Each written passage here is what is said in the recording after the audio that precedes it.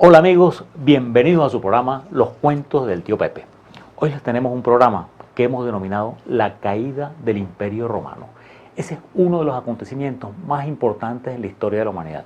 Fíjense si no es tan importante que se supone que con ese acontecimiento se termina lo que se llamó la Edad Antigua. O sea, les recuerdo que la historia la dividieron en varias edades o en varias etapas. La primera etapa, pues esa, bueno, vamos a decir, antes de la primera etapa es la prehistoria, que es la época en la que no existía escritura. Pero después cuando aparece la escritura comienza una edad que se llama la Edad Antigua y que termina, les voy a decir exactamente, el año 476, cuando cae Roma, según los historiadores. Vamos a decir que todo eso tiene una serie de bemoles que es nuestro interés aclarar en este programa, porque Roma cae el año 476 cuando un bárbaro que se llamaba Odoacro depone al último emperador, que se llamaba Rómulo Augusto. Fíjense todo lo que dijimos en ese mismo instante. Un bárbaro, bueno, tenemos que decir quiénes eran los bárbaros. Y depone al emperador, tenemos que decir qué es lo que era el emperador, cuál era el imperio y qué es un imperio, que se llamaba el bárbaro Odoacro y el emperador Rómulo Augusto. Fíjense qué interesante, porque eso fue prácticamente, no fue una invasión, para nada, o sea, no fue para nada una invasión. Este bárbaro Odoacro era un bárbaro que estaba a servicio de Roma y se rebela pues y depone al emperador y se nombra el rey de Italia. O sea que, y eso se considera la caída del Imperio Romano, con lo que le quiero decir que los últimos emperadores, comenzando por este último, Rómulo Augusto o Rómulo Augustulo, y los penúltimos y antepenúltimos y todos ellos habían sido nombrados por generales bárbaros que estaban al servicio de Roma, es decir, que Roma estaba en poder de los bárbaros, por decirlo de alguna manera, muchísimo antes, pero se considera que la caída del Imperio Romano fue ese año 476. Así que bueno, vamos a comenzar con nuestra historia. Para comenzar, ¿qué es un imperio? O sea, Roma, estamos hablando de la caída del Imperio Romano de Occidente, el Imperio Romano de Occidente. Un imperio es un estado, pues un país, como ustedes quieran verlo, que tiene un par de características muy importantes. Una, que parte de su territorio fue logrado por medio de conquistas.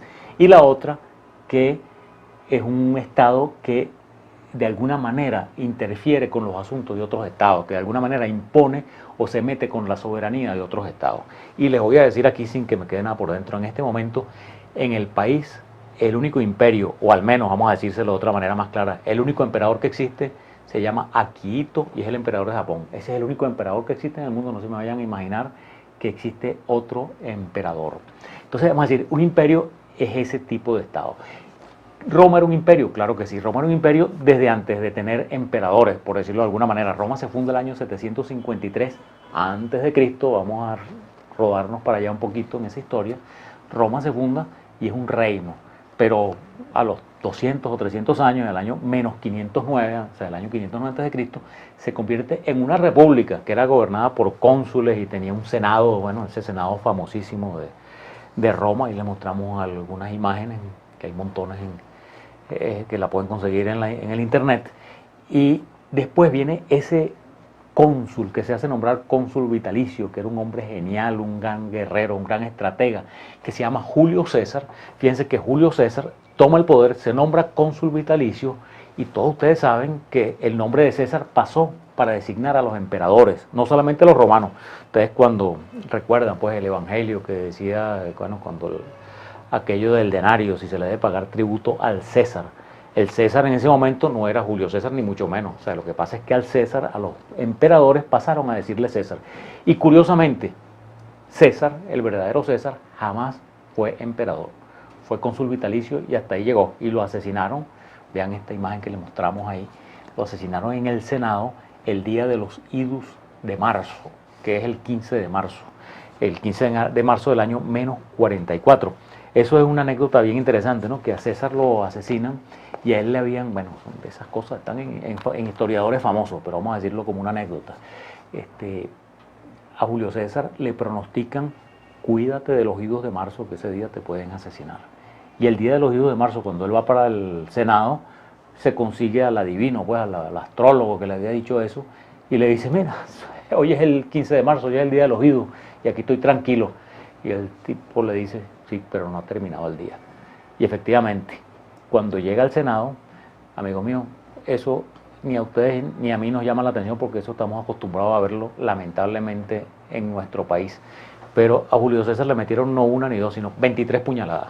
O sea, los conjurados le metieron 23 puñaladas. Él dicen que se medio resistió a las primeras, pero cuando vio a uno de sus hijos adoptivos, que era Brutus, ya se dejó de resistir y es cuando él lanzó esa frase: tú también, hijo mío.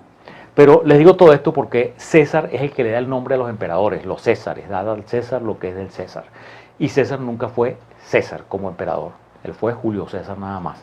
Y comienza una época un poquito después, o sea, el año menos 27, él lo asesinan en el menos 44, o sea, un poco menos de 20 años después, comienza la época de los emperadores. Vamos a decir que Roma ya tenía las características de imperio, en el sentido que sus territorios eran conquistados y además influía en una serie de estados que eran satélites, pero no tenía un emperador. Y comienza a tener emperador con César Augusto. Entonces viene un periodo, antes de hablar de la caída, podemos hablar, como decir, del auge, viene un periodo que se llama la Pax Romana, PAX, que en latín pues significa la paz romana. Esos son periodos que han habido muchos en la historia de la humanidad, en los que hay un grandísimo progreso. En ese periodo que duró 207 años, va desde ese año menos 27 hasta el año 180, o sea que hay una serie de Césares. En ese periodo, miren, se construyen las más grandes obras, se habían construido muchas, pero en ese periodo se construyen más. Bueno, ahí se construye el Coliseo, el acueducto de Segovia, bueno, más adelante se construyen las murallas y una serie de monumentos, pues ahí les mostramos algunos de ellos, que se construyen, porque en esos periodos de paz hay progreso, hay seguridad, se hacen carreteras, y no vamos a decir que no había guerras, pero no eran importantes para el imperio, eran guerras en la frontera y que el imperio las controla. Vamos a decir que ese imperio llega a su punto máximo, pues a su tope de inflexión, con un emperador, con un César, que se llamó Trajano. Vean el mapa en la época de Trajano. O sea, Roma pues controlaba toda la cuenca del Mediterráneo, por decirlo de alguna manera, tanto en Europa, España, Francia, parte de Alemania, Yugoslavia, Grecia, Israel, Egipto, todo eso, y todo el Mediterráneo era de ellos, por eso ellos decían el Mare Nostrum. Entonces el mar Mediterráneo le decían el Mare Nostrum, que significa el mar nuestro. Entonces ellos en esa época llegan a su máximo esplendor en la época de Trajano, y podemos decir que esta Pax Romana se termina o comienza su declive el año 180, cuando llega un César que todos ustedes conocen por el cine, que se llamó Marco Aurelio. Marco Aurelio es el César de aquella película de El Gladiador, que nombra sucesor a su hijo Cómodo, que fue un grandísimo error por otra parte, porque Cómodo fue pésimo César, pésimo emperador, y entonces ahí comienza ese declive. Pero vamos a hacer una pausa y vamos a hablar ahora de los otros componentes de la caída del Imperio Romano, que son los bárbaros. Una pausa y seguimos hablando de esta caída del Imperio Romano.